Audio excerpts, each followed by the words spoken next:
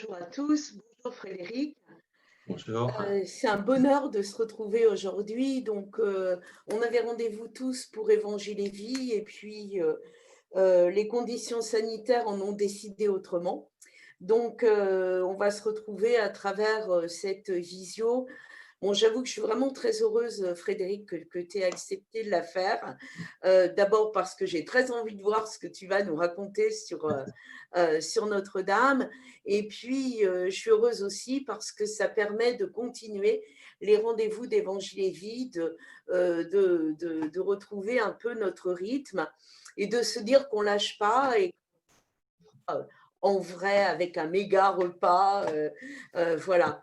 Heureuse de tout ça, heureuse aussi, et bien justement que tu nous parles de Notre-Dame parce que tu vas parler aussi des Bretons à Notre-Dame, hein, je pense.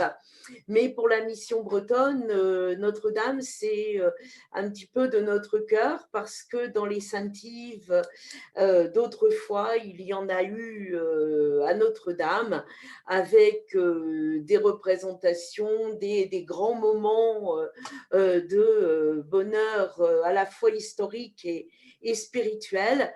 Et je pense qu'un jour, dans un évangile et vie, on reviendra peut-être sur ces Saintes-Yves. En attendant, bah, écoute, je te laisse la parole et puis bah, voilà, on va t'écouter avec bonheur. À tout à l'heure. Merci Françoise.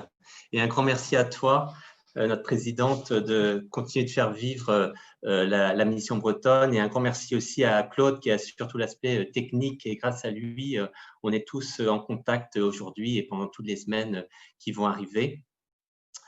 Eh bien, je commence par me rappeler que je suis guide CASA. C'est à ce titre-là que je suis là aujourd'hui avec vous et que l'association CASA fait visiter tous les étés aux visiteurs qui le souhaitent, 18 sites environ, ça va de Bourges à Vézelay, le plateau d'Assy, etc., Orcival, pendant l'été, et également des visites faites par des guides également bénévoles à Notre-Dame toute l'année. Et nous avons repris les visites peu avant le reconfinement. Nous avons repris des visites à 14h30 tous les jours et nous espérons pouvoir les reprendre dès que le confinement sera terminé. Voilà, nous accueillons tous les jours 14h30 à Notre-Dame.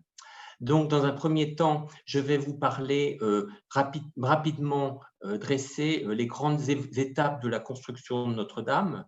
Dans un second temps, je parlerai des différentes dimensions de la cathédrale Notre-Dame. Pourquoi est-ce qu'elle est si importante pour nous, Français? Ensuite, je ferai un petit focus sur la façade, c'est la partie la plus visible aujourd'hui. Et ensuite, je parlerai effectivement, dans le cadre de la mission bretonne, des points qui sont importants pour les Bretons à Notre-Dame de Paris. Alors, je vais partager mon PowerPoint. Alors, comment je fais? Tiens,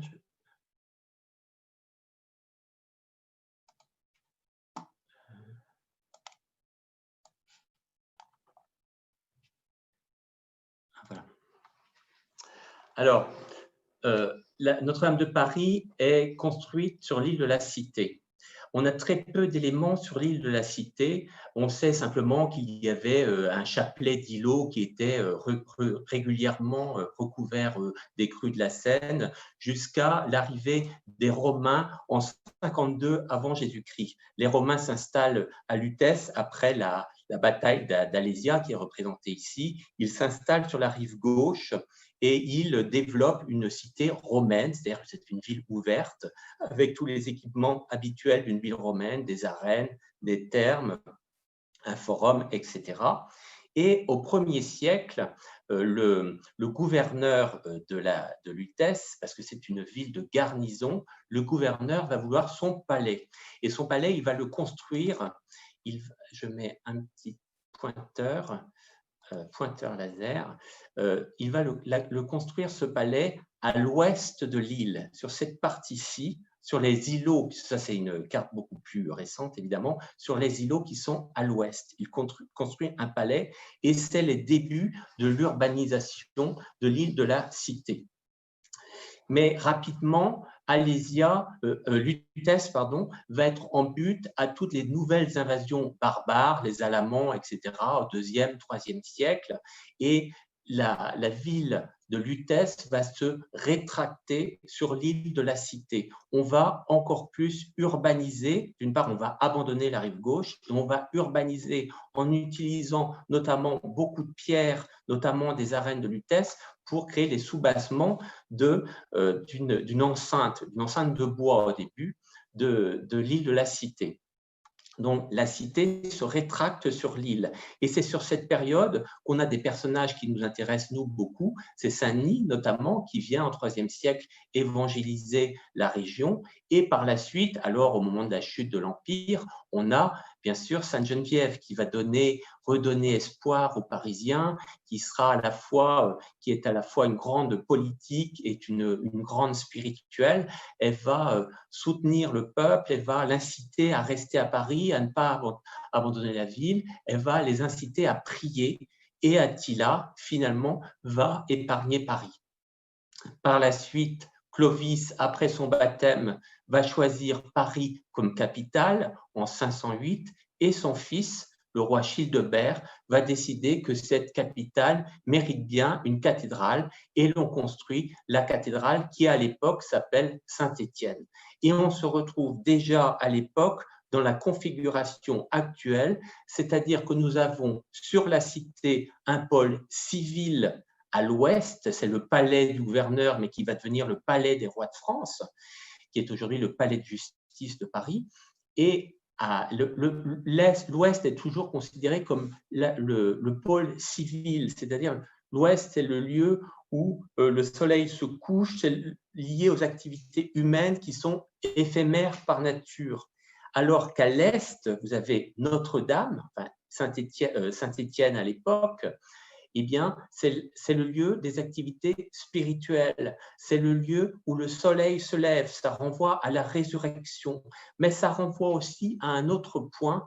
Au chapitre 2 de la Genèse, on nous dit « Dieu planta un jardin en Éden, à l'est, c'est-à-dire à l'Orient. » Et toutes nos cathédrales sont orientées, c'est-à-dire qu'elles sont tournées vers l'est, mais aussi vers ce jardin des origines où l'homme et Dieu vivaient en harmonie. Cette harmonie qui va être perdue et qui, pour les chrétiens, va être retrouvée dans la mort et la résurrection du Christ, le salut. Peu à peu, après un développement important de Paris, Paris va être délaissée. Elle va être délaissée par les Carolingiens, les rois carolingiens, qui vont lui préférer Tournai, Aix-la-Chapelle, etc. Et Paris va être en but à de nouvelles invasions vers le 9e, 10e siècle, des invasions barbares, les Normands, etc. Et les habitants vont fuir Paris parce que Paris va être régulièrement dévastée, pillée, brûlée, saccagée et que cette ville sera complètement délaissée par les rois. Et sur cette période, il y a une famille qui va se distinguer, ce sont la famille qui va devenir les Capétiens, hein, et on va arriver à l'élection du roi Hugues Capet, qui lui va redonner tout son lustre de capitale à Paris, particulièrement, on peut le penser aussi, parce que les Capétiens, avant d'être les rois que l'on connaît, étaient aussi les comtes de Paris. Donc c'est tout à fait légitime pour eux de retrouver leur place à Paris et de redonner son statut de grande capitale à Paris. Pardon. Les Capétiens vont profondément apaiser leur royaume. Et on arrive au XIIe siècle. Ici, vous avez Louis VII. Louis VII, sous son règne, on assiste à un profond développement. C'est une période de grande mutation. Sous les règnes de Louis VI et Louis VII, période de très grande mutation économique, démographique, culturelle. On vient de très loin étudier à Paris et les gens reviennent dans la capitale. La capitale qu'on a délaissée parce qu'on avait peur, eh bien, on revient. On assiste en France à une période de grande réurbanisation. On revient dans les villes et le symbole de la renaissance de ces villes, c'est la construction partout en France de cathédrales. C'est le symbole de la réurbanisation, de retour en force des villes et notamment de Paris.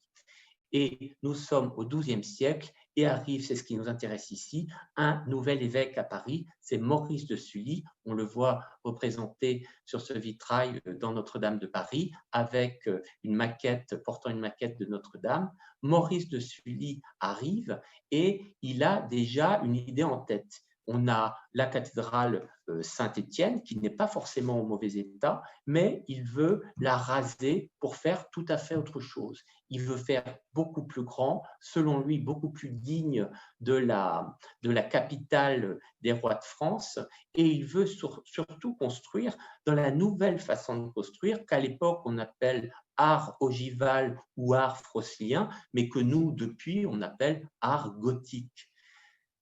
Qu'est-ce à dire? Dans l'art roman, on avait, ici c'est une église romane, on avait des voûtes très lourdes qui étaient supportées par des murs très forts, très épais, avec assez peu d'ouverture, des églises plus sombres que dans l'art gothique.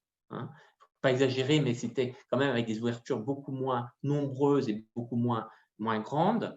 Et dans l'art gothique, ici vous avez la Sainte-Chapelle du château de Vincennes, on a une voûte dont le poids est canalisé vers les piliers et on libère les murs qui quelque part ne servent plus.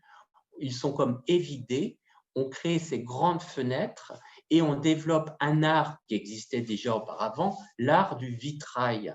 L'art du vitrail pour faire rentrer la lumière, mais pas une lumière crue, une lumière naturelle. C'est une lumière qui est toute spiritualisée par l'art du vitrail, avec des couleurs, avec des représentations des saints, de scènes bibliques, de telle manière que le visiteur qui rentre dans une église ou dans la cathédrale Notre-Dame, pour le coup, ait le sentiment de rentrer dans la Jérusalem céleste, en quelque sorte dans l'antichambre du paradis. C'est vraiment l'objectif. L'aspect lumière est essentiel pour comprendre l'art gothique. Alors, on commence les travaux. Alors, je m'excuse pour la mauvaise qualité de l'image qui est floue. On commence les travaux, mais on veut maintenir le culte dans l'ancienne cathédrale tant que la nouvelle n'est pas construite. Alors, comment on fait? Eh bien, on commence les travaux 40 mètres derrière. On commence le chœur, c'est ce que vous voyez, et une fois que le chœur est terminé, on fait, vous voyez ici, on construit une grande cloison. Ainsi, on peut commencer le culte dans le chœur, qui est une sorte d'embryon de cathédrale, et on se met à raser l'ancienne cathédrale Saint-Étienne. Comme ça, il n'y a pas de rupture dans le culte. Et on continue les travaux. Alors là, je ne vais pas évoquer les grandes étapes des travaux, puisque ce n'était pas l'objet, mais on arrive en 1270 avec la cathédrale dont le gros œuvre est terminé. Bon, alors là, bien sûr, c'est la cathédrale revue et corrigée par Viollet-le-Duc, mais le gros œuvre est terminé en 1270 par le portail sud. La cathédrale traverse les siècles, on arrive à la Révolution. La Révolution a un impact effroyable sur la cathédrale. Elle est vraiment vandalisée. Beaucoup de statues, enfin toutes les statues sont mises à terre, notamment les statues représentant les rois sur la façade. Le mobilier est dévasté, etc. Et on va particulièrement s'en rendre compte au moment du sacre de Napoléon, où on se dit effectivement la cathédrale est en mauvais état, donc on va couvrir tous les murs de toile, etc., de façon à ce qu'on ne le remarque pas trop, mais on prend conscience, mais on va encore plus prendre conscience de la réalité de l'état de la cathédrale en 1831, quand Victor Hugo publie son roman Notre-Dame de Paris, qui a un très grand succès. Et là, vraiment, on est en plus dans la période romantique, il y a un attrait pour tout ce qui est médiéval, un Moyen-Âge idéalisé, c'est le Moyen-Âge des châteaux forts, des chevaliers, des cathédrales, et vraiment on se dit, il faut faire quelque chose, on lance un concours, il est remporté par Viollet-le-Duc, qui lui est vraiment dans cette veine-là d'un Moyen-Âge très idéalisé, et il va faire des propositions pour Notre-Dame qui vont dans ce sens-là. Il va de toute façon sauver Notre-Dame en rajoutant des éléments que l'on connaît bien aujourd'hui, mais qui n'étaient pas auparavant, avec tout ce bestiaire fantastique, ces grandes chimères, des grandes gargouilles, etc. Et il va aussi construire la flèche qui a brûlé et qui n'existait pas auparavant. Il y en avait une autre qui a été enlevée peu avant la Révolution, mais qui était beaucoup plus petite. Voilà la flèche que l'on connaissait, et c'est Viollet-le-Duc qui va la faire construire. Voilà pour les grandes étapes de la construction de Notre-Dame. Je passe maintenant aux 4 dimensions de Notre-Dame de Paris. Première dimension, c'est la cathédrale de l'archevêque de Paris. C'est pour cela qu'elle a été construite. C'est sa mission première. Ici, vous avez fait Monseigneur Aupetit, l'archevêque actuel. Cathédrale, ça vient du mot cathèdre. Une cathèdre, c'est un fauteuil, un siège dans lequel s'assied l'évêque ou l'archevêque pour Paris. C'est ici que l'archevêque vient enseigner les fidèles du diocèse qui lui est confié. La cathédrale est son église, et c'est aussi ici qu'il vient rendre un culte à Dieu. Et cette cathédrale est confiée particulièrement à Monseigneur Chauvet, que vous connaissez sans doute, qui est le recteur archiprêtre de la cathédrale. Deuxième dimension, quand Jésus va être crucifié, les Romains, dans un esprit de dérision, vont lui déposer une couronne d'épines sur la tête. Cette couronne va être conservée comme le linceul par ses disciples après sa crucifixion, et elle va se retrouver au cours des siècles dans les mains de l'empereur de Constantinople. Et Saint Louis, roi de France au XIIIe siècle, va racheter cette couronne. Il va la faire venir à Paris en 1239 et elle va arriver à la cathédrale. C'est lui qui la porte, on le voit ici, portant la couronne d'épines. Elle va rester dans la cathédrale, puis être déposée à Saint-Denis, à l'abbaye de Saint-Denis, en attendant que l'on finisse de construire la Sainte-Chapelle. La Sainte-Chapelle qui est plus à percevoir comme un énorme reliquaire construit pour recevoir cette couronne, plus qu'une chapelle d'une certaine manière. Et cette chapelle était dans le palais royal et destinée à pouvoir à donner accès en permanence au roi à la couronne appartenant au roi de France jusqu'à la Révolution. Cette couronne, très beau tableau ici, j'ai voulu vous montrer, très beau tableau qui se trouve dans l'église Saint-Paul-Saint-Louis, dans le Marais à Paris, où l'on voit Jésus qui remet lui-même sa couronne à Saint-Louis. Saint-Louis qui reçoit la couronne avec un linge rouge, symbole de la Passion, et on peut voir en bas ici Saint-Louis qui a déposé sa couronne. Il y a toujours un lien qui est fait à travers l'histoire entre la couronne du Christ et la couronne des rois de France, les deux couronnes se renvoyant l'une l'autre. La couronne d'épines est depuis, après la Révolution, globalement depuis Napoléon Ier, à Notre-Dame de Paris. Elle est gardée par les chevaliers du Saint-Sépulcre que vous voyez ici, et elle est montrée ou offerte à la vénération des fidèles chaque premier vendredi du mois à 15h et chaque vendredi de carême. C'est un événement très important et ça fait de Notre-Dame de Paris un lieu profondément œcuménique au sein de toutes les confessions chrétiennes. Tous les chrétiens du monde viennent à Notre-Dame pour vénérer la couronne d'épines. Et ça a toujours, dès que le roi de France a eu en ses mains la couronne d'épines, ça a donné une sorte de prééminence du roi de France sur les autres monarchies. Le roi de France étant plus le gardien d'ailleurs que le propriétaire, le gardien de la couronne d'épines. On parlera même à partir du XIIIe siècle de Nouvelle Jérusalem concernant Paris. Troisième dimension, le vœu de Louis XIII. Notre-Dame de Paris est le lieu mémorial du vœu de Louis XIII. Louis XIII au XVIIe siècle, à partir de 1631-1632, a le désir de consacrer la France à la Vierge Marie. C'est quelque chose de très important pour lui. C'est un homme éminemment spirituel et il a une très grande dévotion, comme la France en général d'ailleurs, à la Vierge Marie. Et il décide de rédiger un acte de consécration en lien avec son Premier ministre, le cardinal de Richelieu, un acte de consécration qui sera proclamé, si j'ose dire, en février 1638. Et cet acte de consécration demande aux Français notamment de faire une procession chaque année le 15 août, c'est l'origine de notre jour férié, une procession dans les églises de France et notamment à Paris, comme ça se fait chaque année et l'incendie, cette photo a été prise en 2019, n'y a rien changé, une grande procession où les Parisiens entourent l'archevêque de Paris pour honorer la Vierge Marie. On voit ici l'archevêque. Et Louis XIII va vouloir, pour garder mémoire de ce vœu, que l'on refasse entièrement le chœur de Notre-Dame de Paris. Il a des volontés très précises. Il veut notamment que la Vierge Marie soit présentée avec son fils sur ses genoux. Elle a les yeux tournés vers le ciel, les mains levées dans un geste d'espérance. C'est le contraire de la Pietà de Rome.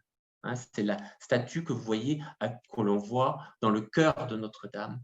Et il voulait également que l'on représente, lui, en statue, à la droite de la Vierge Marie, offrant sa couronne et son sceptre à la Vierge Marie. Il engage ainsi le royaume de France, l'ensemble des Français et ses descendants, ses héritiers.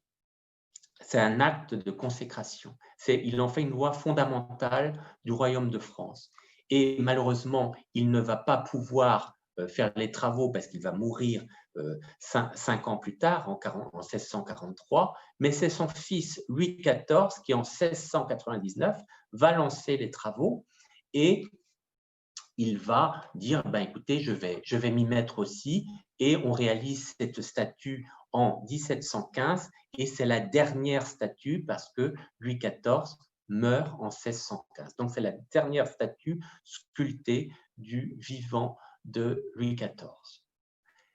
Mais on ne peut comprendre le vœu de Louis XIII si on ne rajoute pas un élément, c'est que quand Louis XIII parle de son vœu, il vit une situation extrêmement difficile parce qu'il est marié depuis longtemps avec la reine Anne d'Autriche et ils n'ont toujours pas d'enfants. C'est une situation très inquiétante, très douloureuse pour eux déjà, très inquiétante pour la France. Les Français sont inquiets. Si le roi meurt, on sait très bien qu'il n'est pas en bonne santé. Que va devenir la France? La France est inquiète et sur la période du règne de Louis XIII et d'Anne d'Autriche, la France rentre en prière. Il y a une période extrêmément mystique sur cette période où on prie pour que la reine donne un héritier au roi de France. Il y a des événements très mystiques comme les apparitions notamment de Notre-Dame de Victoire, etc. La France rentre en prière. Et au mois de février 1638, alors que le roi vient de publier le vœu, cette loi fondamentale, on apprend que la reine est enceinte. Et on va faire le lien, évidemment, c'est la Vierge Marie qui fait ce cadeau à la France d'un héritier. Ce sera Louis XIV, qu'on va appeler Louis Dieudonné. Et on assiste à des moments de liesse comme on n'en a jamais vu en France. Voilà, le jeune Louis XIV avec sa mère Anne d'Autriche. Pour nous, Bretons, on peut aussi signaler que quelque temps avant la naissance, en 1624, il y a eu les apparitions de Sainte Anne à Auray. Et on va faire le lien, on va se dire, Sainte Anne, qui n'a pas vraiment l'habitude d'apparaître, eh bien, elle apparaît dans cette période où on attend un héritier. Anne, Sainte Anne, la reine s'appelle Anne, on va vraiment faire le lien, et Anne d'Autriche, la reine, va être très sensible à ces apparitions et elle va demander à des personnes de sa cour d'aller eux-mêmes prier pour qu'elle ait un enfant. Ils vont aller prier à Sainte-Anne d'Auray et elle va faire dire des messes, elle va faire énormément de cadeaux au sanctuaire de Sainte-Anne d'Auray. On fera un lien, entre autres, et ça va dire aux Bretons qu'ils ont eu raison de prier Sainte-Anne parce que cela a participé du moins à donner un enfant à la reine et le roi. Quatrième dimension, Notre-Dame est le lieu emblématique des grands événements de la nation. À travers l'Ancien Régime, la plupart, pas tous, des rois, leurs obsèques étaient célébrées dans la cathédrale avant leur inhumation à Saint-Denis. Ça donnait lieu à de grandes cérémonies assez longues et la plupart des rois, sauf certains, passaient par Notre-Dame de Paris. Au XIXe siècle, le sacre de Napoléon est un événement très important et ensuite, les baptêmes des enfants impériaux et royaux auront lieu, ce qui est une nouveauté, auront lieu dans la cathédrale. Auparavant, les rois capétiens faisaient baptiser leurs enfants dans la chapelle du palais. C'était un événement privé. Au XIXe siècle, les baptêmes impériaux et royaux sont des événements publics. On veut montrer à la population qu'il y a une nouvelle dynastie et le meilleur signe, c'est de montrer qu'on a des enfants et que la suite est assurée. Ici, c'est le baptême du fils de Napoléon Ier. On reconnaît bien le cœur de Notre-Dame. Ici, dans la nef, on voit le baptême du petit-fils de Louis-Philippe. Ici, c'est une photo, enfin c'est un daguerréotype, c'est l'arrivée de l'impératrice Eugénie, de Napoléon III et de leur fils à Notre-Dame. On a mis ce décor devant le porche. On voit le carrosse qui est là et la troupe. C'est un très grand événement. On veut montrer au peuple qu'une dynastie se crée. C'est le baptême du fils de Napoléon III. D'ailleurs, on voit ici une représentation de ce baptême. On voit le Napoléon qui a été un peu, sa tête a un peu disparu. On voit l'archevêque qui est en train de baptiser l'enfant qui est porté par l'impératrice. Et on voit Napoléon Ier ici qui parraine d'une certaine manière ce baptême. Et on reconnaît le transept de Notre-Dame dans cette partie. Ça, alors, un événement beaucoup plus douloureux, évidemment, c'est également un daguerréotype. Eh bien, ce sont les obsèques du fils de Louis-Philippe, le jeune fils de Louis-Philippe, qui va mourir dans un accident de cheval en 1842. Et c'est un événement qui va profondément bouleverser la France et la famille royale. Et pour l'occasion, les obsèques ont lieu à Notre-Dame. Vous voyez des tentures noires sur toute la façade de Notre-Dame. Et cette photo qui montre Notre-Dame avant les travaux engagés par Viollet-le-Duc. Événement plus récent, 26 août 1944, Charles de Gaulle avait dit, quand il était à Londres, que la France serait vraiment libérée quand il pourrait aller prier à Notre-Dame. Eh bien, c'est chose faite le 26 août 1944, alors que Paris n'est pas encore totalement libéré et que des tireurs sont placés sur la préfecture, etc. Mais il va à Notre-Dame de Paris. Voilà pour les grands événements de la nation. Je vais faire un petit focus à présent sur la façade de Notre-Dame. La façade de Notre-Dame, elle est de type harmonique. Qu'est-ce que c'est qu'une façade harmonique? Eh bien, c'est ce que vous avez sur cette photo, c'est-à-dire une façade qui est basée sur le chiffre 3. Le chiffre 3 qui renvoie à la Trinité, Dieu, Trinité, Père, Fils et Saint-Esprit. Vous voyez 3 parties verticales et 3 parties horizontales. Tout cela renvoie au Dieu trinitaire. Et au cœur de cette façade, vous avez un carré. Le carré que je montre ici, eh bien, ce carré renvoie à la création imparfaite. Qu'est-ce que c'est qu'un carré? C'est 4 côtés, une figure à 4 côtés. Et ces 4 côtés renvoient aux 4 éléments, aux 4 saisons, aux 4 lettres du nom d'Adam, aux 4 points cardinaux. Bref, ça nous renvoie à la création qui est imparfaite. Pourquoi? Parce que la perfection ne subsiste qu'en Dieu. Et vous remarquerez qu'au cœur de ce carré, vous avez un cercle. Le cercle, c'est la forme parfaite qui n'a ni début ni fin. C'est la forme divine par excellence. Qu'est-ce que l'on voit? Eh bien que le cercle est venu dans le carré. Dieu est venu dans sa création. L'éternité est rentrée dans le temps. C'est l'événement au cœur de la foi chrétienne. Dieu se fait homme. Et au cœur de ce cercle, alors là, on ne le voit pas aussi bien que lorsqu'on est devant la cathédrale, eh bien, au cœur exact du cercle, qu'est-ce qu'on a? On a le visage de la Vierge Marie. La Vierge Marie est au cœur du mystère chrétien. C'est le oui de Marie qui va permettre à Dieu de se faire homme. La Vierge Marie est ici au centre du mystère. Entourant Marie, vous avez 2 anges, mais vous avez aussi 2 personnages. Ici, vous en avez un, et ici, vous en avez un autre. Qui sont-ils? Eh bien, il s'agit d'Adam et d'Ève. Pourquoi? Adam qui a l'air de se demander qu'est-ce qui lui arrive là, en touchant un peu sa tête. Eh bien, Adam et Ève sont les 2 premiers sauvés. Et quand Jésus descend aux enfers, il va les chercher et ils vont être les 2 premiers sauvés et on les voit ici placés sur la façade de la cathédrale. Ce sont les 2 premiers sauvés.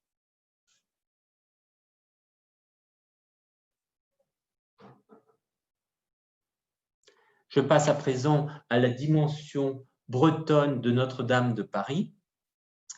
Eh bien, aux dimensions bretonnes, il y en a 3, selon moi, hein, maintenant on pourrait en trouver d'autres, mais première dimension, vous m'excuserez pour la mauvaise qualité de la photo, mais c'est la seule que j'ai, c'est la photo du duc Geoffroy II de Bretagne. Geoffroy II de Bretagne était duc de Bretagne au XIIe siècle de par son mariage avec la duchesse Constance.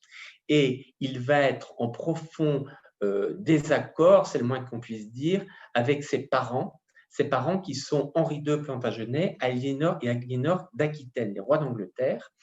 Et du coup, il va être obligé de fuir la Bretagne et il va trouver refuge auprès du roi Philippe Auguste.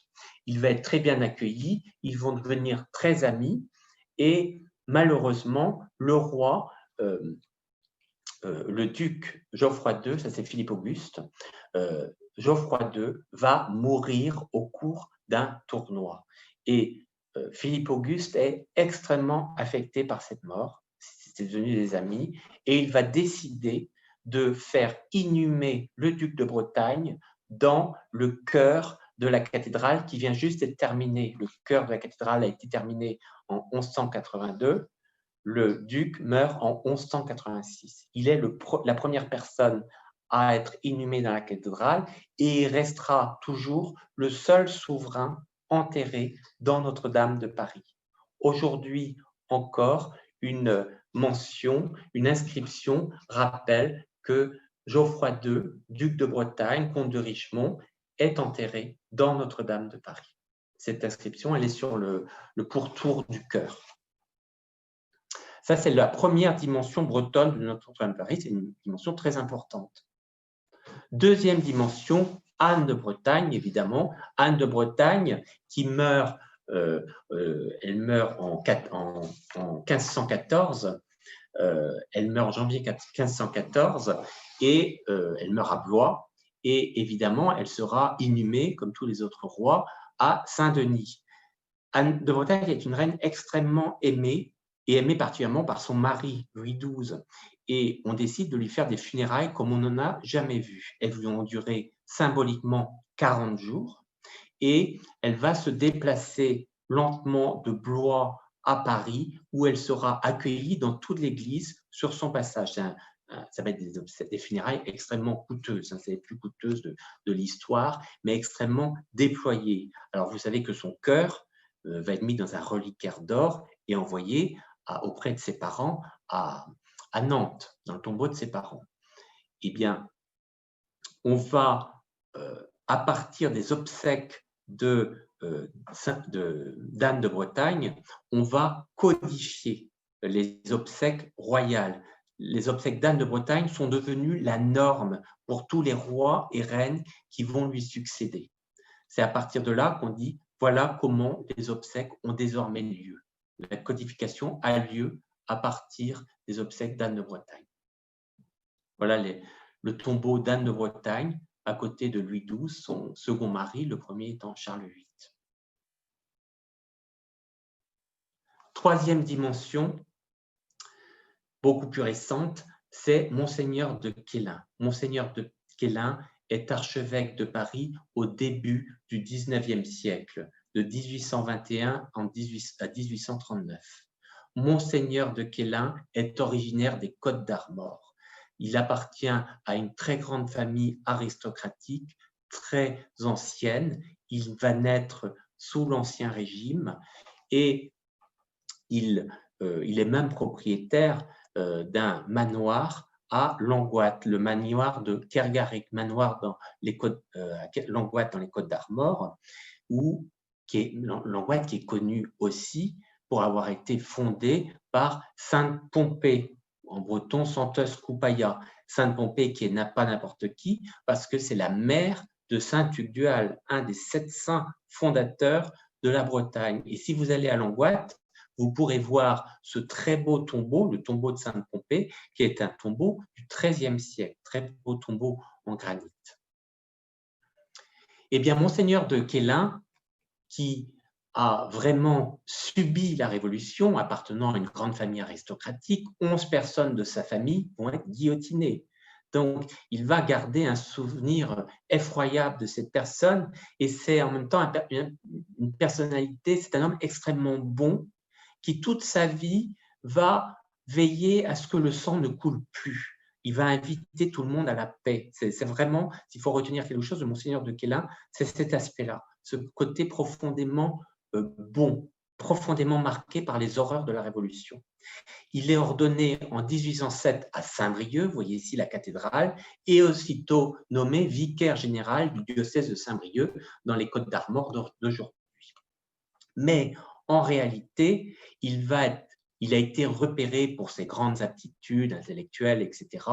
Et l'oncle de Napoléon, le cardinal Fesch, qui est grand aumônier de la cour, a besoin de quelqu'un pour l'assister. Et on lui recommande l'abbé de Quélin, il n'est pas encore monseigneur, et donc l'abbé de Quélin part pour Paris, ce qui ne lui déplaît d'ailleurs pas du tout, et il va toute sa vie durant avoir une proximité avec les dirigeants français.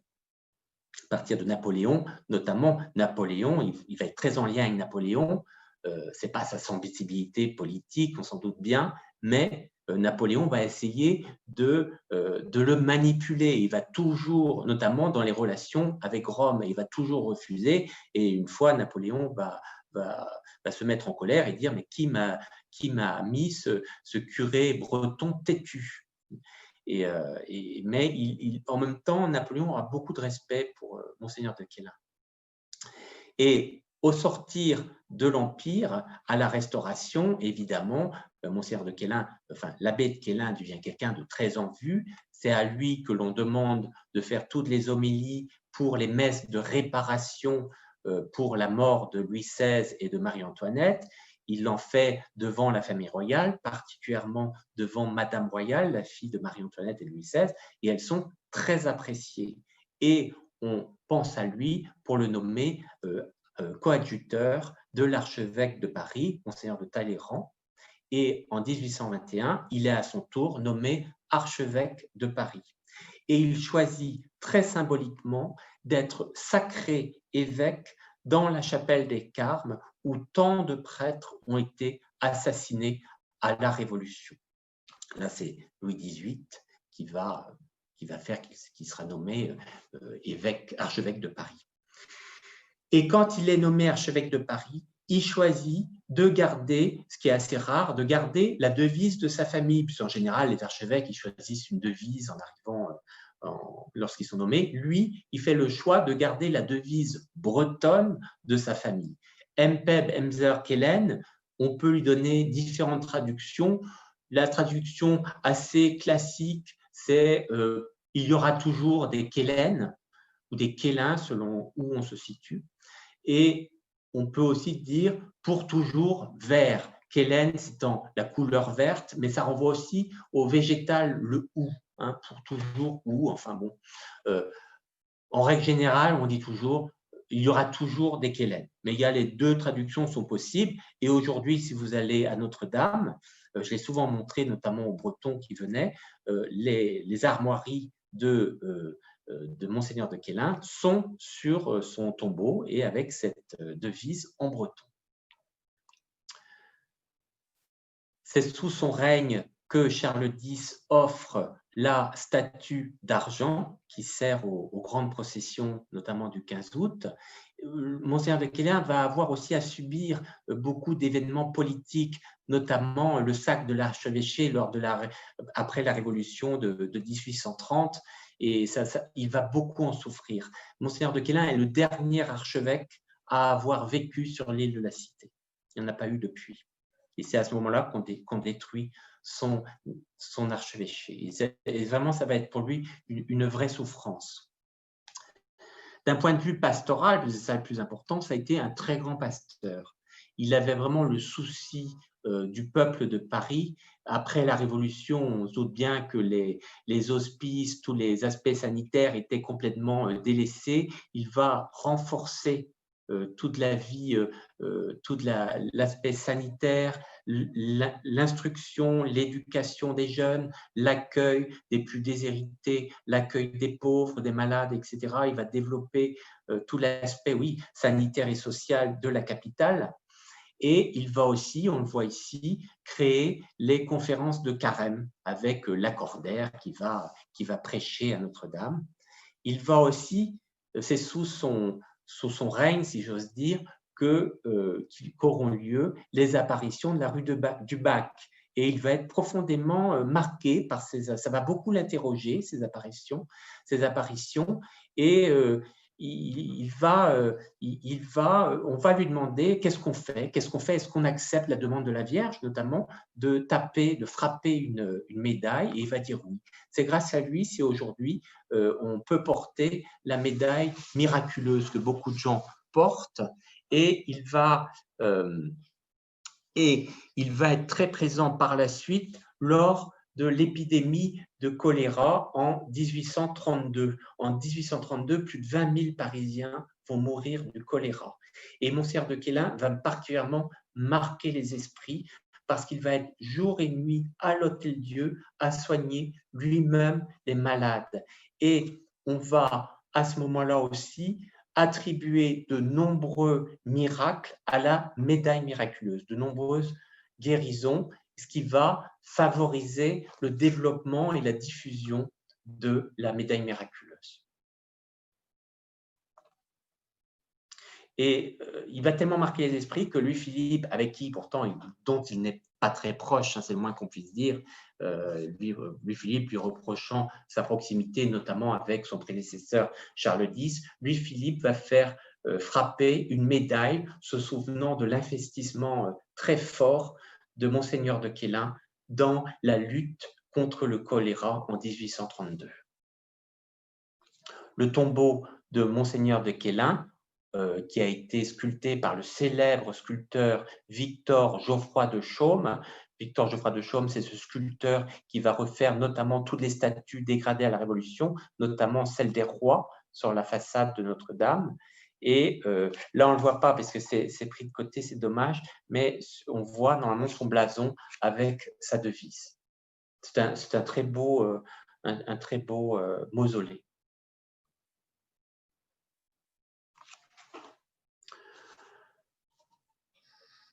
Je voudrais parler des projets autour de Notre-Dame aujourd'hui par rapport, suite à l'incendie.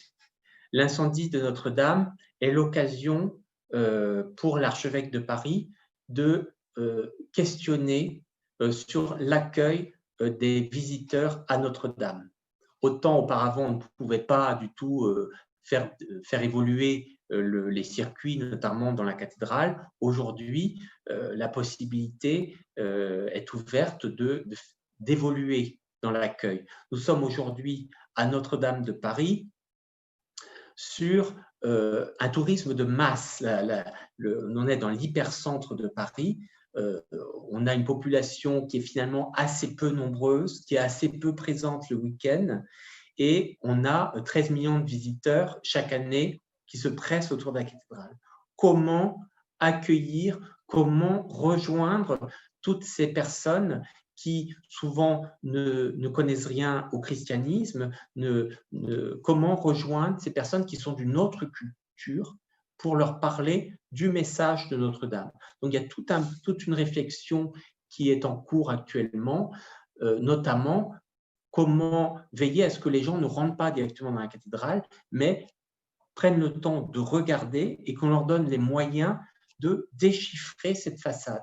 Tout le message de Notre-Dame est déjà présent dans la façade. Le message de l'incarnation, place de Marie, etc. Donc, comment les aider?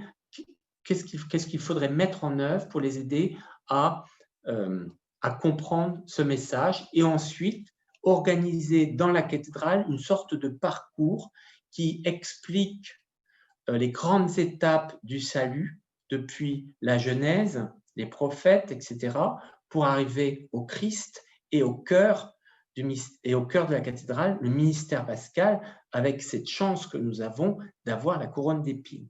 Et ensuite, continuer le parcours avec la vie de l'Église, etc. Il y a quelque chose qui est en réflexion actuellement.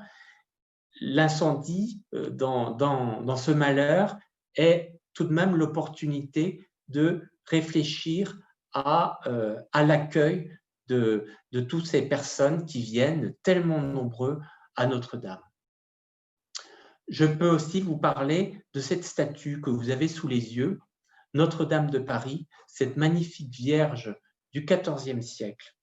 Notre-Dame de Paris, elle a une particularité, c'est une Vierge, c'est du gothique rayonnant, le plus pur, une Vierge extrêmement hanchée, extrêmement féminine. Remarquez les plis de son vêtement, elle est couronnée, c'est une reine.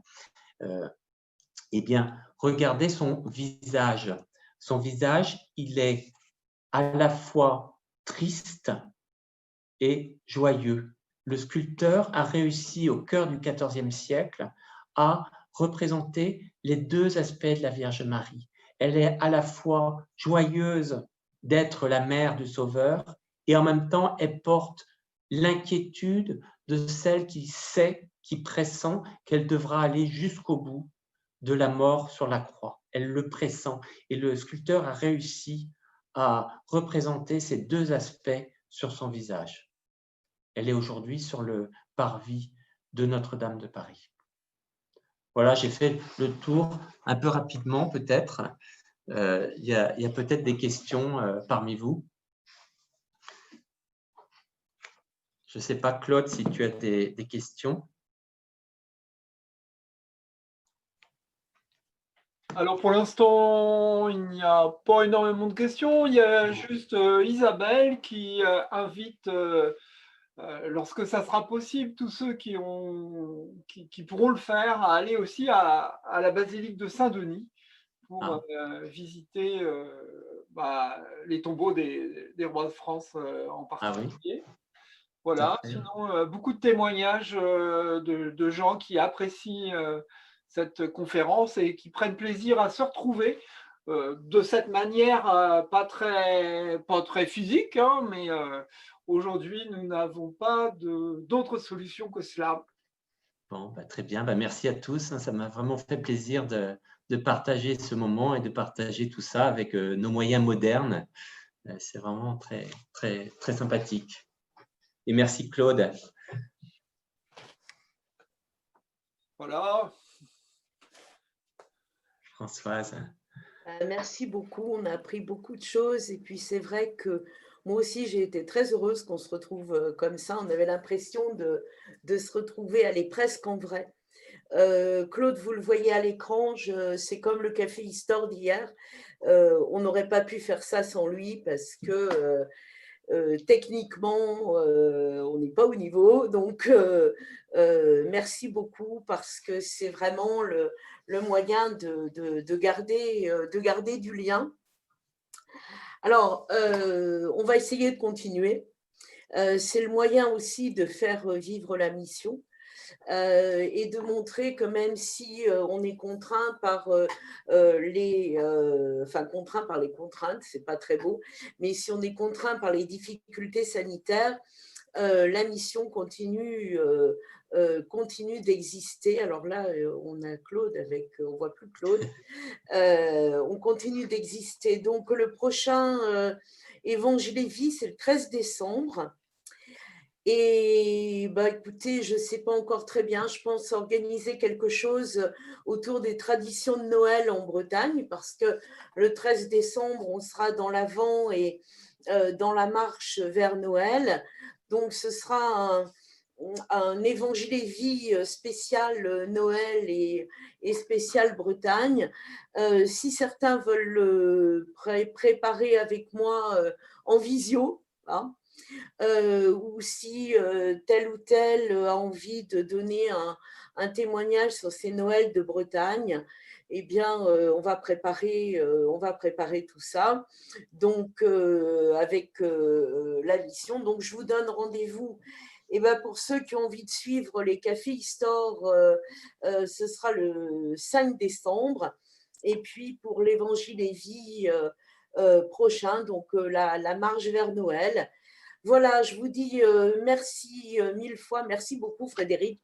C'était vraiment Merci à toi. vraiment très chouette.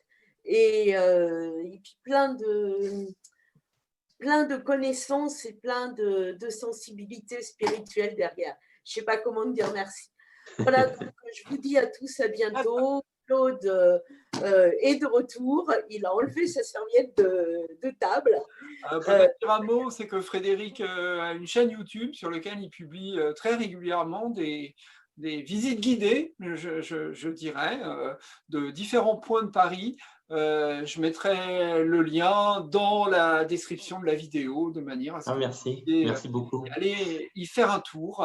Et puis, il y a en particulier un sujet qui nous est cher, nous, à la mission, ce sont les arènes de Lutèce, puisque dans les années de 51 jusqu'à 86 à peu près, il y a eu des grandes fêtes autour du pardon de Saint-Yves, ce qu'on appelle maintenant la fête de la Bretagne.